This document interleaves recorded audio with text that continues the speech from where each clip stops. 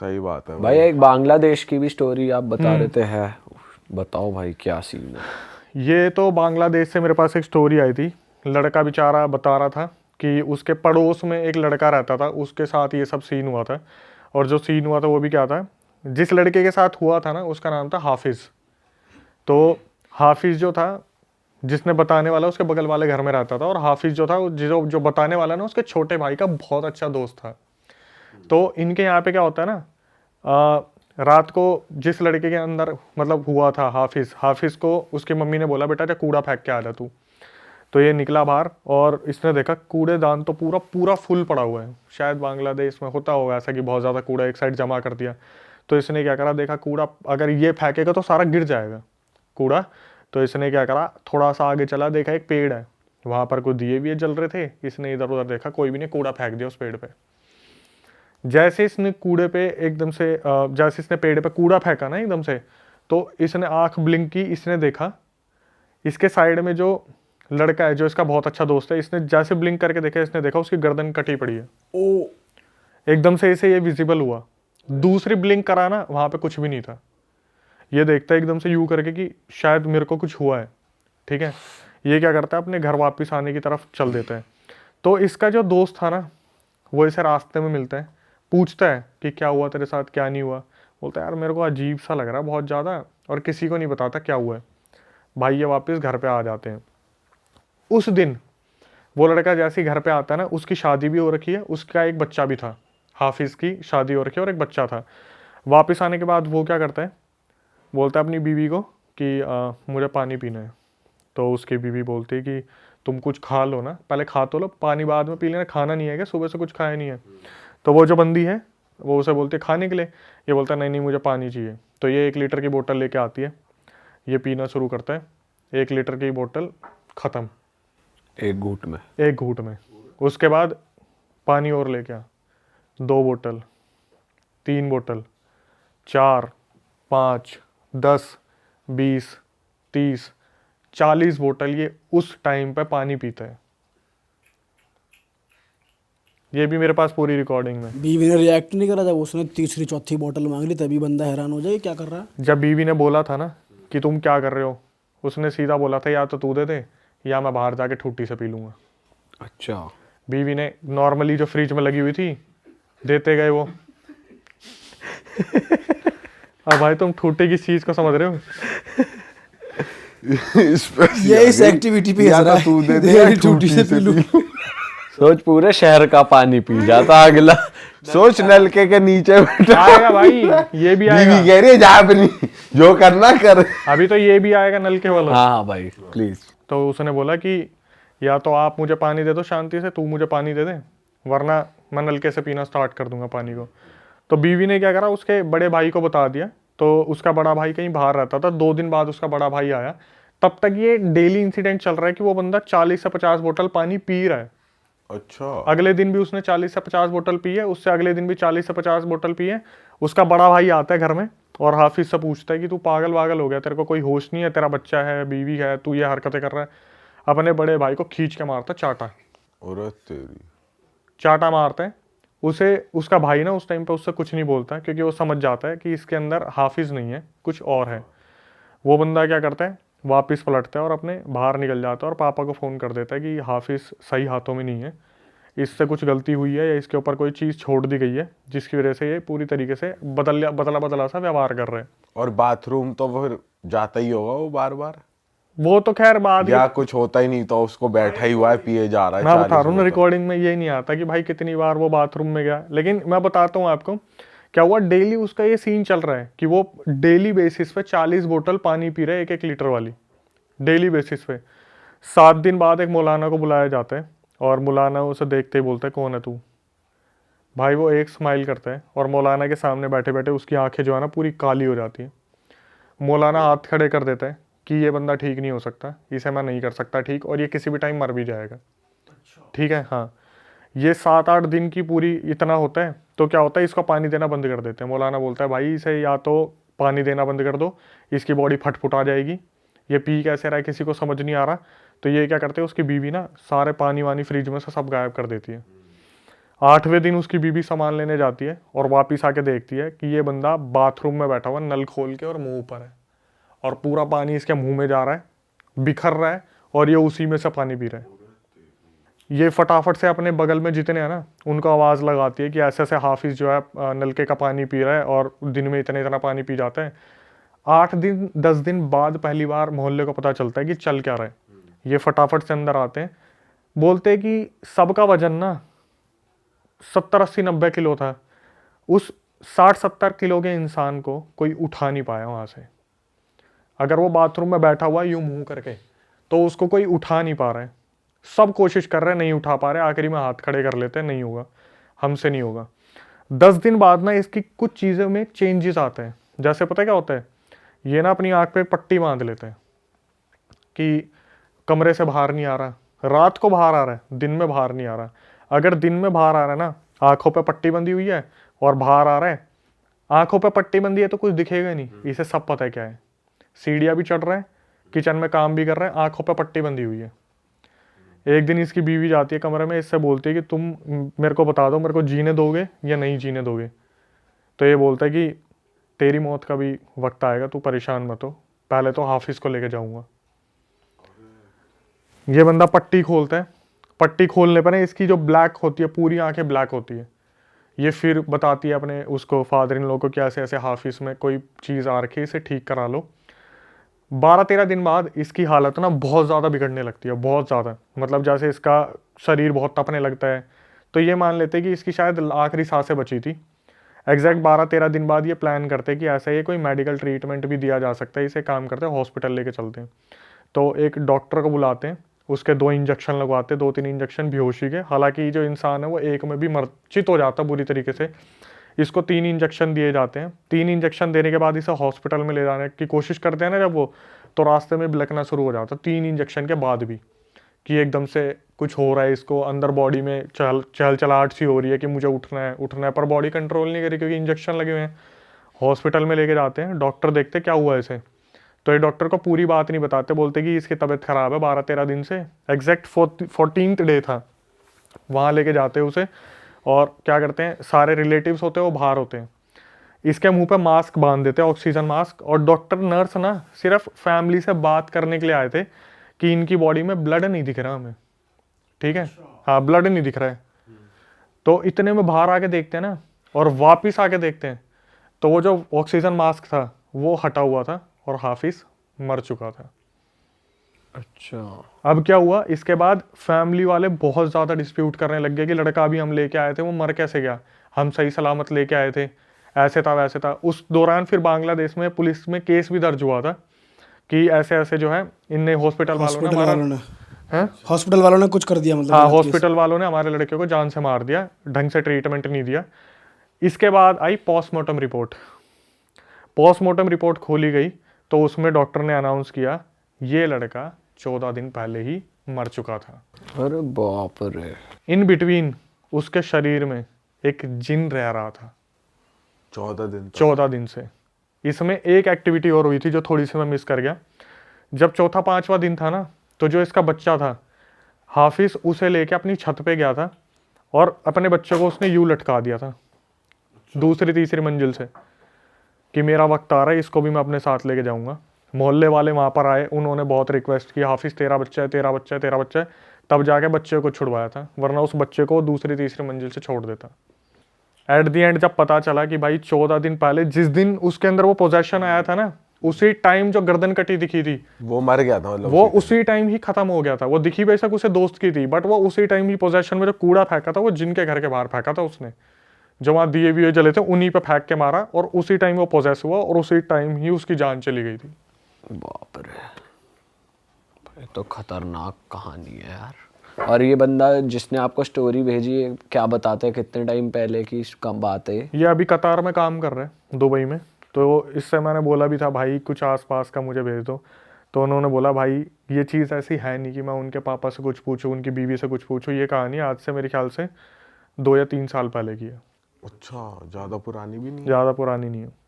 भाई 14 दिन तक बता यार, बंदा डेड है लेकिन बॉडी अलाइव है। पानी पीने का ये तो पहली बार सुना है, पानी पी गया 40 बोतल, वरना चिकन विकन खाने का तो सुना था। वो भी एक दिन में 40 बोतल, एक दिन में।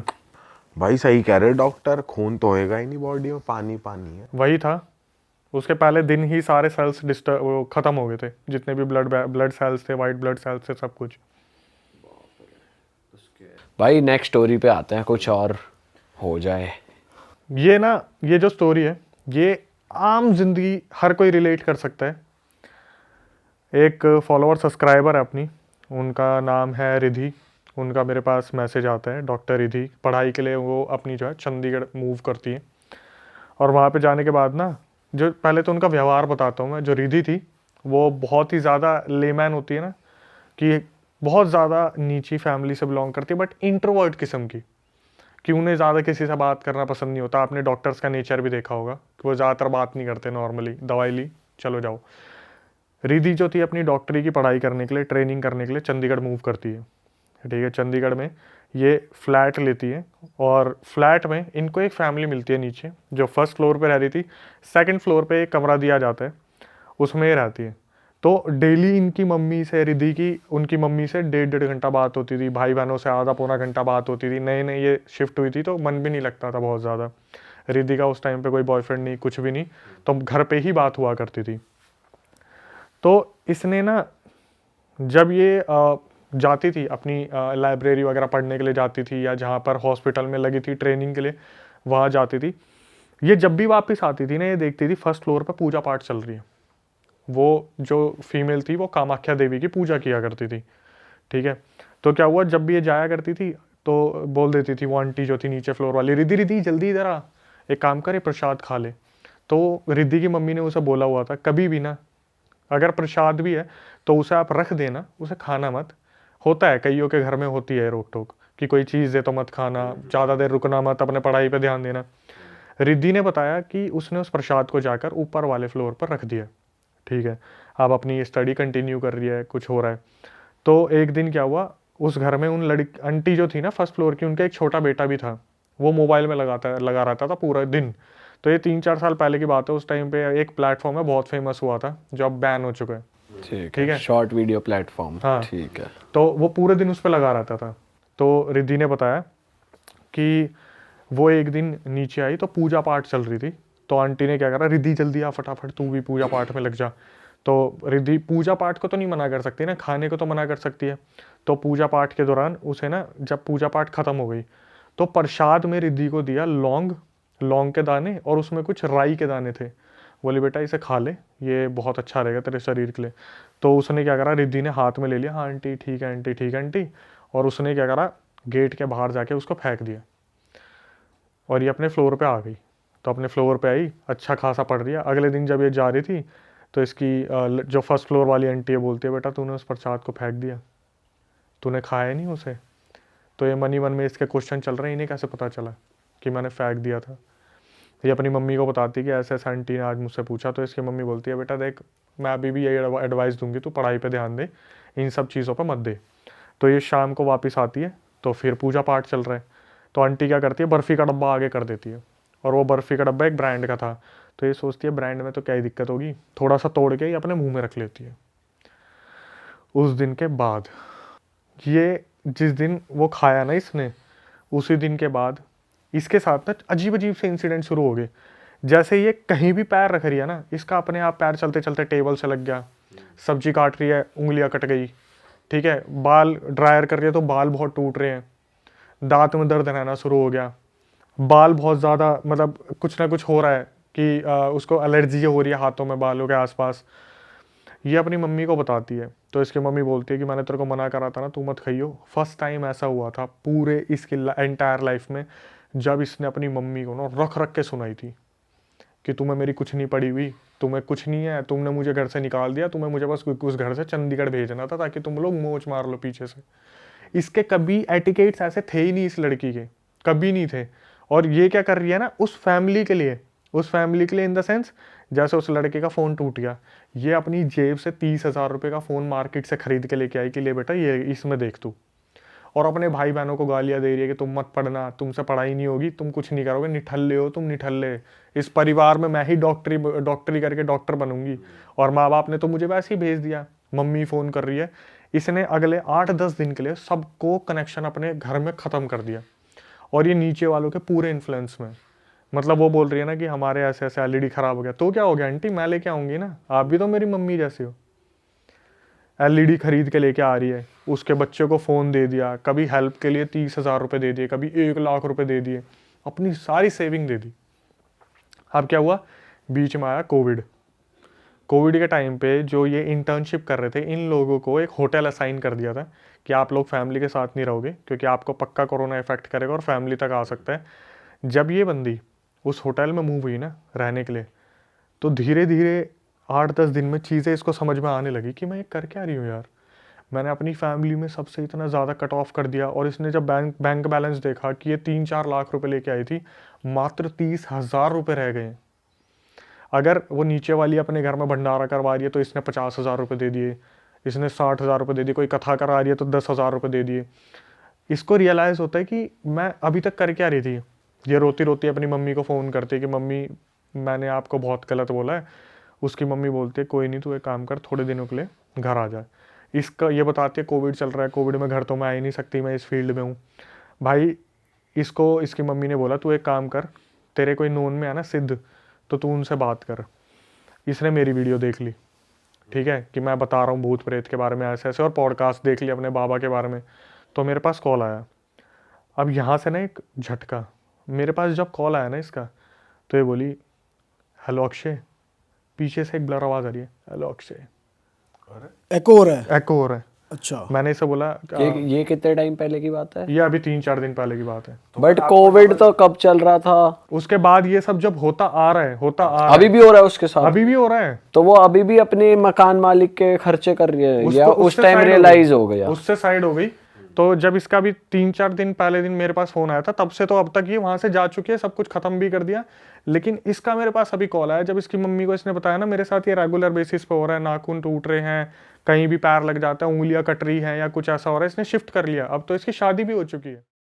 एक चीज और बताओ, ये कील ठुकवाने से और मेहंदी वाले हाथ लगाने से सच में ऐसा होता है कि स्पिरिट नहीं आती? हाँ, आपने अगर वो सुना हो ना कि बीच में 3 चुड़ैल वाला इंसिडेंट हुआ था, चुड़ैल प्याज और रोटी मांगती है। हाँ हाँ हाँ सुना था अपने टाइम में। हाँ, कि हाथ लगा दो, हल्दी के थापे लगा दो, हाँ हाँ हाँ, और कीले ठुकवा लो। तो ये बहुत ओल्ड मेथड है और ये बिल्कुल काम करता है, लेकिन इनकी एक डायरेक्शंस होती है।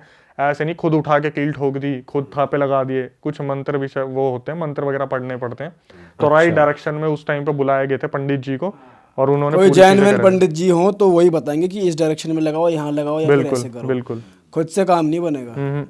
पर ये कील वील से कैसे रुक जाती है, थोड़ा लॉजिक नहीं समझ आया कि पंडित जी का कील नंबर देंगे ठोक आपको, उनसे दी। बात करने एक बार कैसे? नहीं पता नहीं होगा कैसे कि बताओ? कील से कैसे रुक हाँ, जाती लेकिन है। थोड़ा सोचा जाए तो लॉजिक नहीं समझ आ रहा इसके भी। भाई देखो मैं बताता हूँ, ये धातु का असर होता है। जो कील होती है ना, आपने कभी भी देखा होगा किसी चीज़ को रोकने के लिए ना, एक स्टोरी आपने बहुत पुरानी सुनी होगी कि कुछ दोस्त थे, उन्होंने एक लड़के को चैलेंज दिया कि तेरे को जाके ना उस पेड़ के पीछे कील ठोक के आनी है।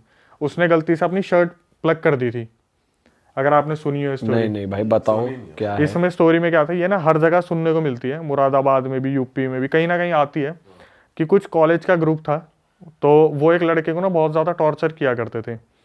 तो वो लड़का बोलता था कि तुम्हें कोई टास्क देना, मुझे दे के दिखाओ ना, मैं तुम्हें पूरा करके दिखा दूंगा वो टास्क।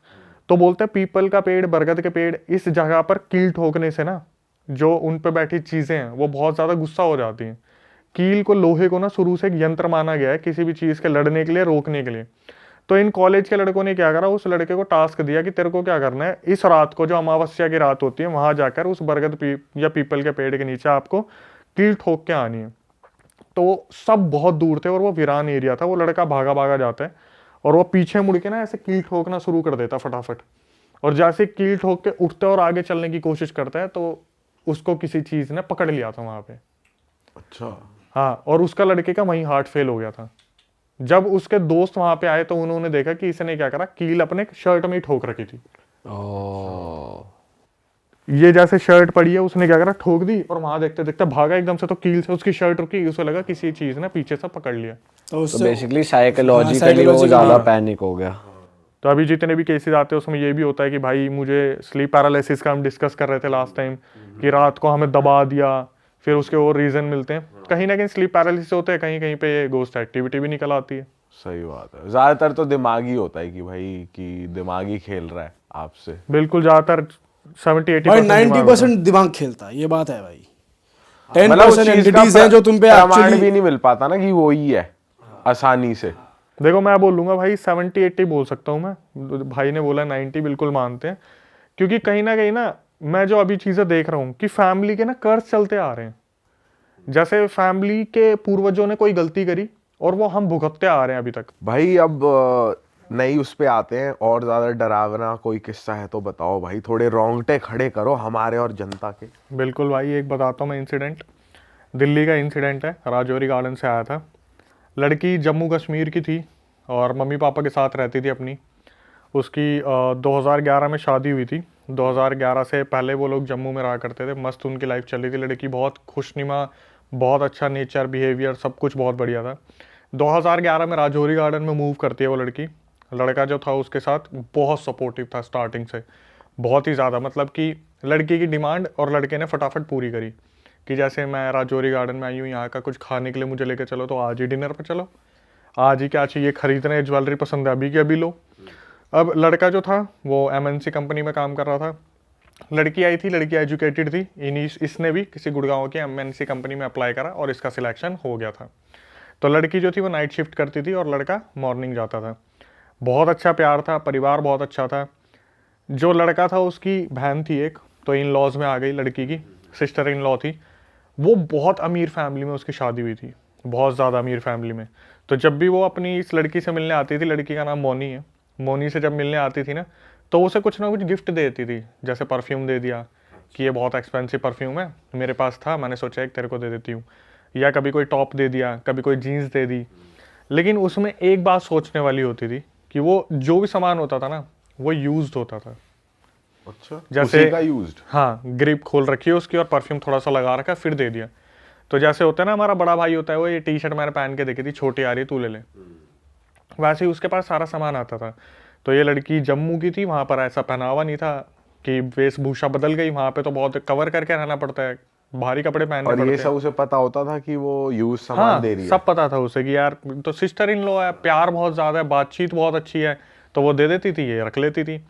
अब क्या हुआ, थोड़े टाइम बाद ना वहाँ पर उस लड़की को, मोनी को, सबसे ज़्यादा सपोर्ट करने वाले थे उनके फादर इन लॉ, जो लड़के के पापा थे, कि बेटा मैं हूं ना, तू मेरी बच्ची जैसी है, तेरे को कोई भी दिक्कत हो तू बता दियो। और मम्मी जो थी ना उसके लड़के की, मदर इन लॉ, वो थोड़ा सा चींची चैंचा करती थी कि सुबह जल्दी नहीं उठी, काम नहीं करती, रात को शिफ्ट में है तो क्या हुआ, करते करते कर लिया कर, सुबह का खाना बना के सो जाया कर। और मोनी रात की शिफ्ट करती थी, सुबह तक थक जाती थी। तो धीरे धीरे सब जो है ठीक चल रहा था। और क्या हुआ, वो जो सिस्टर इन लॉ थी ना, वो बीच बीच में ना इसे अजीब अजीब सा सामान देती थी। जैसे मान लो कभी टावल दे दिया, कभी कोई जैसे मोनी प्रेग्नेंट हो गई थी तो उसे जॉनसन बेबी की एक सोप की बोतल दी। और जो सोप की बोतल थी उसके अंदर पता क्या होता था, जैसे लौंग और वो दालचीनी के दाने, अजीब अजीब सी चीज़ें यूज़ करने के लिए देती थी। लेकिन मोनी जो थी वो कभी भी मना नहीं करती थी अपनी सिस्टर इन लॉ को कि ठीक है यार दे रही है तो बच्चे के लिए अच्छा होगा। अब इसके साथ क्या होता है ना, जब ये 3 मंथ्स प्रेग्नेंट थी तब इसे 3 दिन मतलब एक एंटिटी दिखती है रात को, कि कोई एंटिटी है जो इसके आगे पीछे घूम रही है। ये उसको देख के बहुत ज़्यादा डर जाती है। तो ये अपने हस्बैंड को बताती है कि ऐसे ऐसे ना मुझे कल रात को कोई एंटिटी दिखी थी और मेरे को डर लगता है अब इन चीज़ों से। तो उसके हस्बैंड बोलते हैं देख तू नाइट शिफ्ट करती है, तेरे को हो जाता होगा हेलुसिनेशन वगैरह, कुछ वहम हो जाता होगा, ऐसा कुछ भी नहीं है। इसने अपनी मदर इन लॉ को बताया, उसने तो दूध काट दिया, चलना तू पागल कहीं की, नाइट शिफ्ट मत करा कर, छोड़ दे नौकरी, इधर से नहीं हो रहा तो मिस जिस दिन वो एंटिटी दिखी थी ना, 3 दिन बाद लड़की का अजीब तरीके से मिसकैरेज हो जाता है। अच्छा, अजीब तरीके से भाई, ये बहुत ज़्यादा डिप्रेशन में चली जाती है। और ये फीमेल के लिए शायद ऐसी सिचुएशन है जो वो अनएक्सपेक्टेड था। तो वो जो सिस्टर इन लॉ है वो आती है घर में, क्या हुआ, मिसकैरेज हो गया, कोई नहीं ठीक है, कोई नहीं तू एक काम कर, पानी पी। बोतल निकालती है उसे और पानी पिला देती है। तो बस पानी में से अजीब सी स्मेल आ रही थी, वो पी लेती है, फिर ज़्यादा ध्यान नहीं देती। ऐसे सिचुएशन में तो रोना आ रहा है तो उस पर ध्यान दिया जाएगा।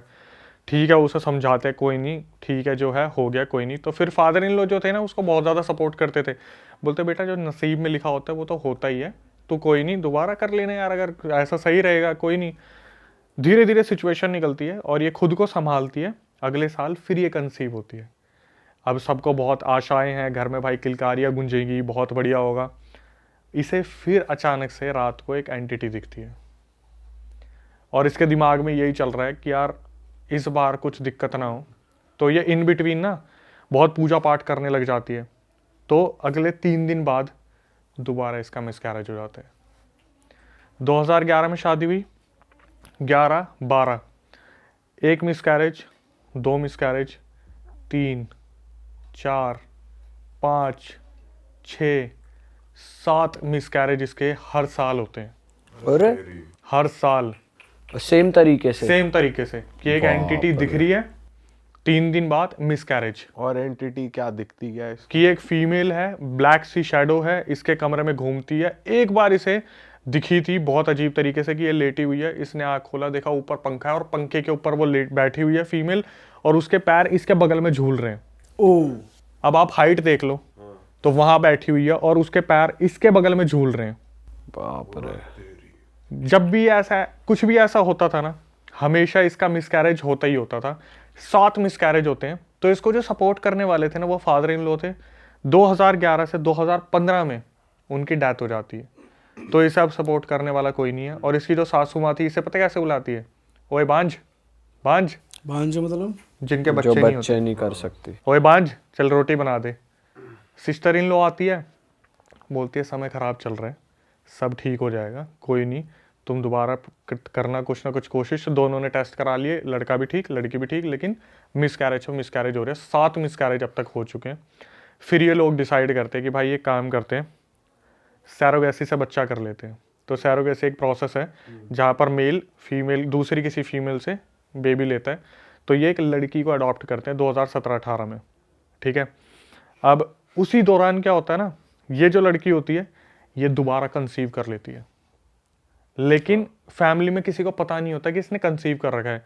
और इस टाइम क्या होता है, क्योंकि वो सैरोगेसी से जो बच्ची हुई है उस पर बहुत ज़्यादा ध्यान रखती है, तो दूसरे जितने भी फैमिली मेम्बर्स होते हैं ना उनसे ये डिस्कनेक्ट हो जाती है कि बच्ची के साथ ही लगे रहना, सब कुछ करना। तो सिस्टर इन लॉ आ रही है, उससे भी ज़्यादा नहीं मिल पाना, क्योंकि बच्ची शरारतें बहुत करते हैं, बच्चे वगैरह शरारतें करते हैं, तो ये कटी कटी रहती है। तो इसे 3-4 महीने बाद पता चलता है कि इसने कंसीव कर लिया है, और इस बार 4 महीने लग गए हैं, कोई एंटिटी नहीं दिखी है। फाइनली इसकी खुद की भी एक बच्ची आती है, ठीक है। अब घर में 2 बच्चे हो जाते हैं, एक बड़ी सैरोगेसी वाली और एक छोटी बच्ची जो इनकी खुद की है। तो भाई हस्बैंड बहुत ज़्यादा खुश होता है, सासू माँ बहुत ज़्यादा खुश होती है। एक दिन क्या होता है, ये लोग जो मोनी होती है ये बाहर जाती है काम करने के लिए। तो उस दौरान इसने ना एक मेरे ख्याल से 12-13 साल की एक मेड रखी हुई थी जो बच्चों को भी संभाल ले इसके पीछे से और कुछ घर का भी काम कर ले। तो जब मोनी वापस आती है ना, तो मोनी देखती है कि वो जो लड़की है मेड, वो बुरी तरीके से रो रही है कोने में बैठ के, बहुत बुरी तरीके से रो रही है। तो मोनी जाती है, क्या हुआ, तू ठीक है, तेरे को मैंने पैसे कम दिए, तेरे घर में कोई दिक्कत है, तेरे को खाने को नहीं मिलता, या मम्मी ने तेरे को कुछ बोल दिया। वो लड़की ने एक ही स्टेटमेंट बोलती है कि दीदी आप बच्चियों को लेके इस घर को छोड़ के यहाँ से चले जाओ, आप यहाँ पे सेफ़ नहीं हो। भाई वो जो मोनी होती है वो एकदम से सदमे में आ जाती है, बोलती है कि तू पागल है, कैसी बात कर रही है, क्या हुआ। तो वो देखती है सासू माँ दूर से आ रही है, इसे कमरे में लेके जाती है अपने पर्सनल कमरे में, बोलती है कि मुझे बता क्या हुआ है। तो वो बहुत देर तक तो बोलती नहीं बोलती, रो रही है, पागलों की तरह रो रही है, नहीं आप ले जाओ बच्चियों को, ये मेरी बहनें जैसी हैं, प्लीज़ इन्हें ले जाओ यहाँ से। तो जब मोनी एकदम से उसे थोड़ा इमोशनल करती है ना कि मैं भी तेरी बड़ी बहन जैसी हूँ, तू मेरी छोटी बहन है, हमारा इतना इतना पुराना रिलेशन है, मैं हमेशा तेरे को बना के रखती हूँ, तेरी भी तो बहनें जैसी हैं। तो वो पता क्या बोलती है कि जब आप अभी काम से बाहर गए थे ना, तो मैं आपके यहाँ पे पोछा लगा रही थी, तो mummy ji, sister in law और आपके हस्बैंड बैठ के बात कर रहे थे कि हमने कैसे ना कैसे 7 बच्चों को तो मार दिया, अब एक काम करते हैं, जो सैरोगेसी से जो बच्ची हुई है ना उसे हम रख लेंगे, क्योंकि वो तो मतलब लड़के की औलाद है। जो 8वीं बच्ची हुई है ना उसे भी हम मार देते हैं। अरे तेरी 7 बच्चों के जो मिसकैरेज हुए थे वो इन्होंने करवाए थे। जो सिस्टर इन लॉ थी ना वो शुरू से ब्लैक मैजिक करती आ रही थी। वो जो यूज्ड सामान दिया जाता था परफ्यूम दे दिए, कपड़े दे दिए, ऑयल दे दिया, उन सब में ब्लैक मैजिक की चीज़ें लगाई जाती थी। और ये क्यों कर रहे थे? सबसे पहले तो जब मोनी ने ये सुना ना, वो उन दोनों बच्चियों को उठा के वहाँ से रातों रात भाग गई। दिल्ली के किसी होटल में वो रुकी 2-3 दिन। उसने अपने मम्मी तो उसकी भी एक्सपायर हो गई थी मोनी की, पापा को फ़ोन करा जम्मू में कि मेरे को अभी मेड ने ये सब कुछ बताया है। उन्होंने अभी उस लड़के पे केस कर रखा है इसी चीज़ का कि प्रॉपर्टी में से कुछ मिले। बट जो हुआ था कि 7 लड़कियों की या बच्चों की बलि दी गई, वो क्या था, उन्होंने अपने पास एक जिन पाल रखा था। अच्छा। वो 7 बच्चों की बलि दी उस जिन को। तो मोनी ने मेरे को कॉल रिकॉर्डिंग पे बताया, अक्षय मैंने कभी ये नहीं सोचा था कि पंकज की इतनी सैलरी नहीं है, इनके पास भाई इतना। नाम मत रिवील करो। पंकज गलत नाम है। अच्छा गलत नाम है। हाँ, कि पंकज की इतनी सैलरी नहीं है, पंकज इनके पास पैसा इतना कहाँ से आ रहा है। और सिस्टर इन लॉ का सबसे बड़ा रोल था कि उसके हस्बैंड कुछ भी नहीं करते थे। जब शादी हुई थी ना उनकी, जो सिस्टर इन लॉ की शादी हुई थी, उससे 3 साल पहले तक उनके पास सेंट्रो थी। आज उनके पास ऑडी मर्सिडीज है बिना कुछ करे। लड़की ने बताया भाई जिस मिट्टी पे हाथ रख देते थे ना, वो सोना बन जाता था। जहां हाथ रख दिया वही सोना बन गया। 7 से 8 बच्चों की बलि दी गई थी। बताओ हस्बैंड भी मिला हुआ है। यही तो सबसे बड़ा है, जब उसने बताया कि मदर इन लॉ है, जो लड़का है, और सिस्टर इन लॉ जब कोर्ट में मिले ना ये आपस में, तो जैसे मोनी थी वो उससे बात कर रही है कि ठीक है अब आगे जो देखते हैं क्या होगा क्या नहीं होगा। उसकी मम्मी आके पता है क्या बोलती मदर इन लॉ कि सुन तू तो बच गई, इसके लिए कोई और ही ढूंढ दे। किसके लिए? मतलब बेटे के लिए कि कोई और, मतलब यही फिर यही पूरा प्रोसेस हम करें कि तू तो बच गई, इसके लिए पंकज के लिए कोई और ढूंढ दे। भाई ये कर क्या रहे हैं, हो क्या रहा है, मतलब क्यों कर क्या रहे हैं कि अमीर होते जाएंगे? बस दूसरों का ट्रेजर खा लो, मतलब जिन से काम करवा रहे हैं, पैसा बन रहा है, और उस जिन को बदले में वो दे रहे हैं, बच्चे की मौत बलि जा रही है।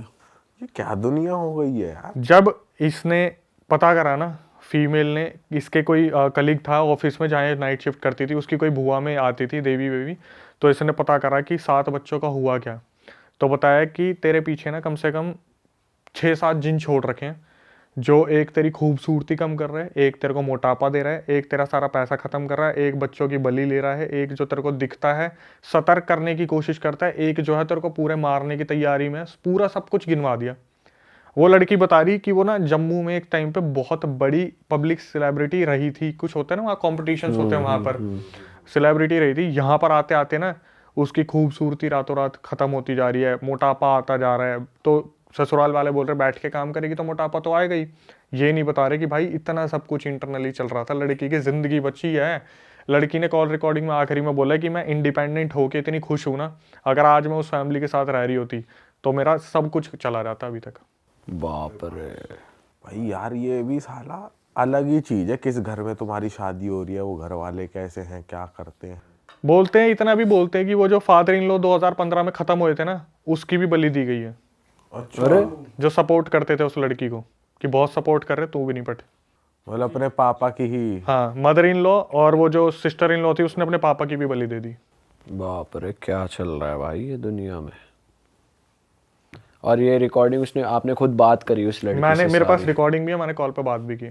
और अभी भी उस बंदे पे केस लगे हैं, अभी उस भी लगा family- हुआ है कि उसने ऐसे छोड़ दिया या फिर वो अलग होना चाहते हैं कुछ। हाँ कोर्ट में ये तो बोल ही नहीं सकते आप ये नहीं इसमें बोल जिन सकते है या क्या है या। और उसने ये बताया कि वो जिन कहाँ से उसको सिद्धू आया मिला, किसी ने छोड़ा, क्योंकि वो तो ये तो बहुत टफ चीज़ें होती हैं, थोड़ी होता हो जाता है। क्या बात कर रहे हो भाई।